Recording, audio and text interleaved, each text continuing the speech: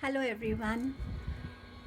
आज sand reading करेंगे। देखते हैं किस तरीके के मैसेजेस आते हैं और किस तरफ ये सैंड रीडिंग हमें लेकर जाती है। सो बिगिन करते हैं। जो लोग पहली बार इस रीडिंग को देख रहे हैं, मैं उनसे शेयर करना चाहूँगी कि sand reading completely intuitive reading होती है। जो भी मुझे इंट्यूटिवली एंजल्स मैसेजेस देंगे वही मैं आपसे शेयर करूँगी। सैंड में जब भी जो भी फिगर्स बने, शेप्स बने, नंबर्स बने या अल्फ़ाबेट्स बने, अगर आप कुछ ऐसा ऑब्ज़र्व करते हैं कि जो मैं नहीं शेयर कर रही हूँ बट आप कुछ देख पा रहे हैं, तो समझेगा कि वो मैसेज एक्सक्लूसिवली और सिर्फ आपके लिए है। सो बिगिन करते हैं। Angels, please bless this reading with your presence and your guidance. Thank you so much, thank you so much. चलिए बिगिन करते हैं।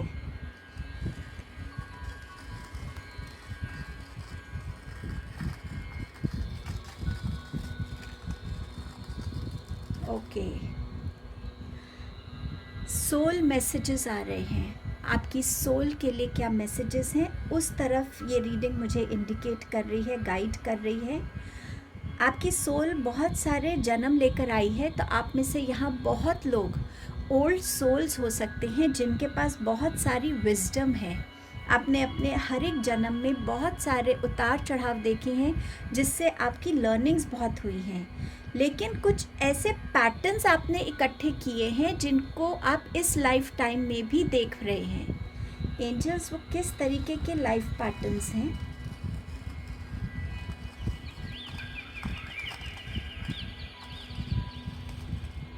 ओके, कुछ लोगों के लिए ये ऐसे पैटर्न हो सकते हैं कि आप कुछ बिगिन करते हैं, अकम्प्लिश करने का जब टाइम आता है, जब आपको लगता है कि बस अब तो ये मेरा काम हो ही गया, तभी कुछ ना कुछ ऐसा हो जाता है कि जो चीज़ हाथ आते आते आपकी रह जाती है और फिर आपको एक नए सिरे से बिगिन करना पड़ता है।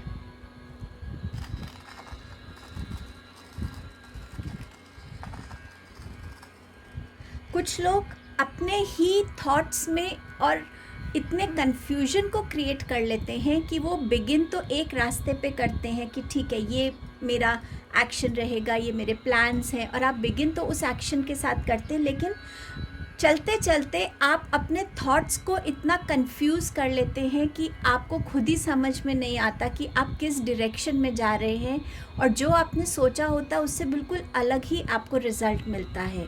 कुछ लोगों के लिए ऐसे पैटर्न्स हो सकते हैं।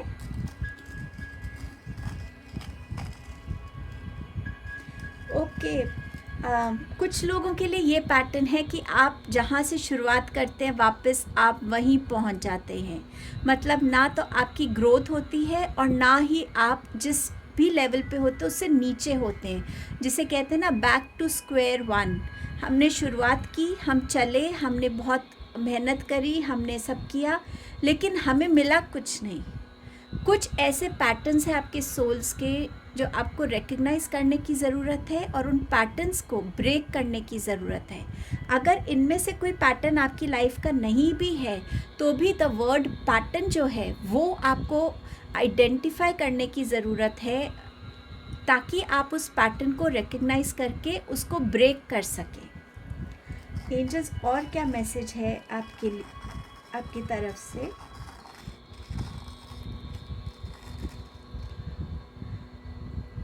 आपकी सोल ना अभी एक पर्टिकुलर डायरेक्शन में जा रही है। अब वो थॉट प्रोसेस हो सकता है, किसी तरीके का इमोशन हो सकता है, किसी तरीके की कॉलिंग हो सकती है, और उसमें आप थोड़ी देर चलते हैं उस डायरेक्शन में। थोड़ी देर के बाद आपको लगता है कि नहीं, ये सही है या नहीं है, फिर आप कुछ और करने की कोशिश करते हैं, लेकिन आप चल रहे हैं, आप रुक नहीं रहे हैं। अपनी सोल की आवाज़ को शायद आप सुन भी रहे हैं, समझ भी रहे हैं, बट आप थोड़े टाइम उसके ऊपर काम करते हैं, और फिर आप उस चीज़ से हट जाते हैं। तो आपकी सोल के लिए मैसेज है कि डिस्ट्रैक्शंस में नहीं आना है। जब तक आप कंसिस्टेंटली एक चीज़ पर नहीं चलेंगे, एक चीज़ को अचीव करने के लिए नहीं अपना गोल बनाएंगे, तब तक आप उस गोल से दूर ही रहेंगे। सो बहुत ज़रूरी है कि आप अपने लिए एक डायरेक्शन को चूज़ कीजिए और उसे सक्सेसफुली अकम्प्लिश कीजिए। Any other message angels?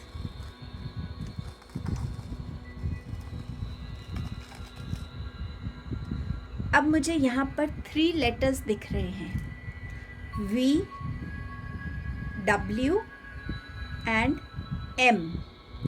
अब ये तीनों या तो आपके नाम के इनिशियल्स हो सकते हैं, या इससे जो मुझे समझ में आ रहा है आपके लिए विक्ट्री का मैसेज है, आपके लिए विन का मैसेज है, और आपके लिए म्यूज़िक मेलोडी का मैसेज है। कहीं ना कहीं म्यूज़िक से कनेक्ट होना, गाने गुनगुनाना, वो भी आपकी सोल को कहीं ना कहीं खुशी देता है। किसी पोइट्री से आप कनेक्ट हो सकते हैं। पोइट्री को बोलना, सुनना, वो आपकी सोल को बहुत सुकून देता है, शांति देता है। और कहीं ना कहीं जब आप क्रिएटिव वर्ड्स के साथ, लिरिक्स के साथ या किसी फॉर्म ऑफ क्रिएटिविटी से कनेक्ट होते हैं, आपके माइंड को भी बहुत क्रिएटिव आइडियाज़ एंड थॉट्स आते हैं। सो इसको कभी आजमा के देखिएगा कि वाकई म्यूज़िक, मेलोडी या जो भी पोइट्री है, ये आपको वाकई कहीं ना कहीं एक अलग जोन में लेकर जाती है या नहीं। मुझे यहाँ पे लेटर ए भी नज़र आ रहा है। ए से अकम्प्लिशमेंट का मैसेज है। ए से अकम्प्लिशमेंट, तो आप कुछ अकम्प्लिश करने वाले हैं। ये आपकी डिज़ायर हो सकती है, ये आपका कोई प्रोजेक्ट हो सकता है, कुछ भी ऐसा जिसे आप जल्द अकम्प्लिश करेंगे, अचीव करेंगे। कुछ लोगों के लिए एक डेस्टिनेशन आ रही है जिसे आप कहीं पे पहुंचना चाह रहे थे, सो डेफिनेटली आप उस जगह पे पहुंच पा रहे हैं। कुछ लोगों के लिए यहाँ पर ट्रांसफॉर्मेशन की एनर्जी है। मुझे स्नेक की एनर्जी बहुत स्ट्रांगली फील हो रही है, जो ट्रांसफॉर्मेशन की बात करता है। मास्टर मर्लिन कुछ कहना चाहते हैं।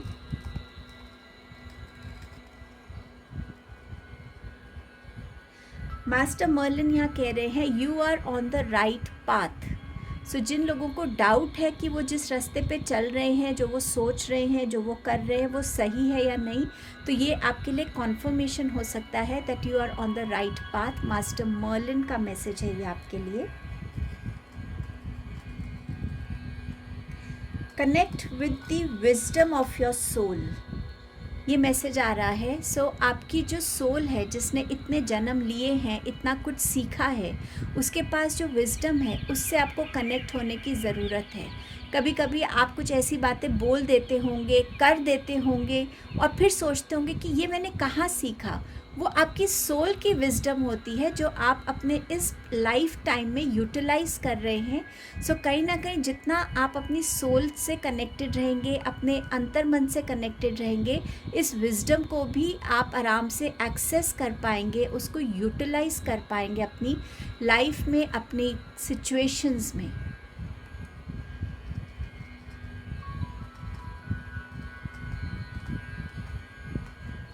पीस, हैप्पीनेस, जॉय, ये आपकी सोल आपको कह रही है कि वो इस स्टेट में आना चाहती है जहाँ वो बिल्कुल सुकून से हो, खुश हो।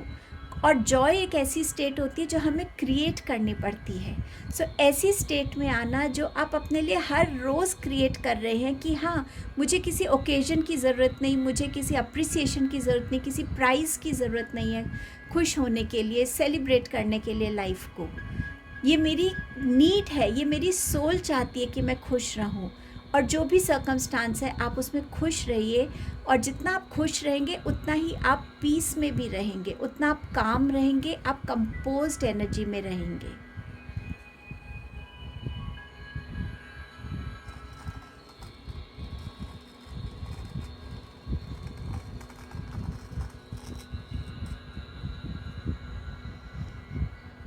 आप में से कुछ लोगों के लिए नंबर 9 इम्पॉर्टेंट हो सकता है, 9th मंथ इम्पॉर्टेंट हो सकता है, या हर मंथ की 9th डेट इम्पॉर्टेंट हो सकती है।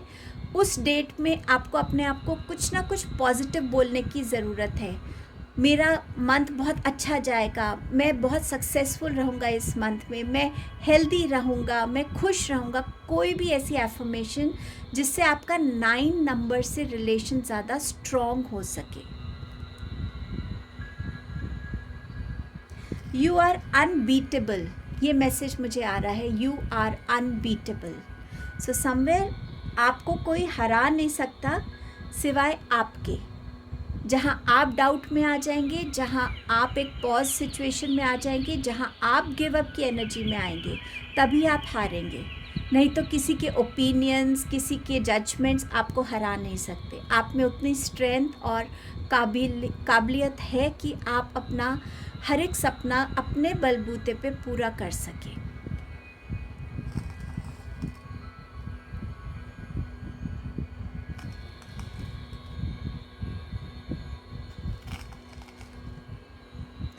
एंजल नंबर 111 की एनर्जी आपके लिए इम्पॉर्टेंट हो सकती है। सो जब भी आप इस नंबर को देखते हैं, एंजल्स से थैंक यू बोलिए और उनको बोलिए कि आपको बस ब्लेस करते रहें, स्ट्रेंथ देते रहें और सही रास्ते पे आप चलते रहें उनकी गाइडेंस से।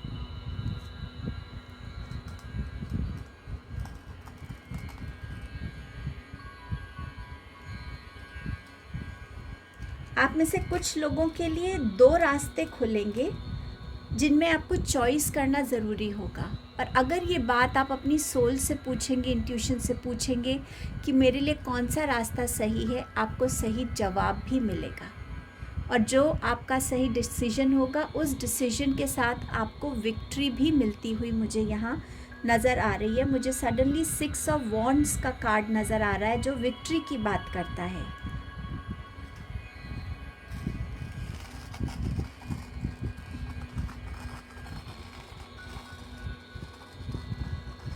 You are the love of my life, ऐसा शायद कोई यहाँ किसी से कह रहा है। ये आपके सोलमेट हो सकते हैं, जो आपसे कनेक्ट करना चाहते हैं या रिकनेक्ट करना चाहते हैं, कुछ भी हो सकता है दोनों में से।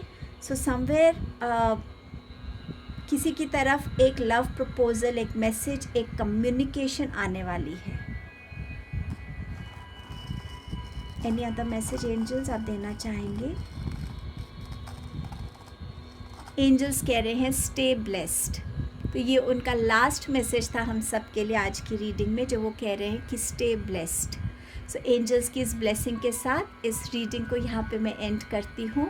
आई होप आप इस रीडिंग से कनेक्ट हो पाएंगे। Do let me know in the comment section. Thank you so much. आपसे जल्द मिलती हूँ। Thank you.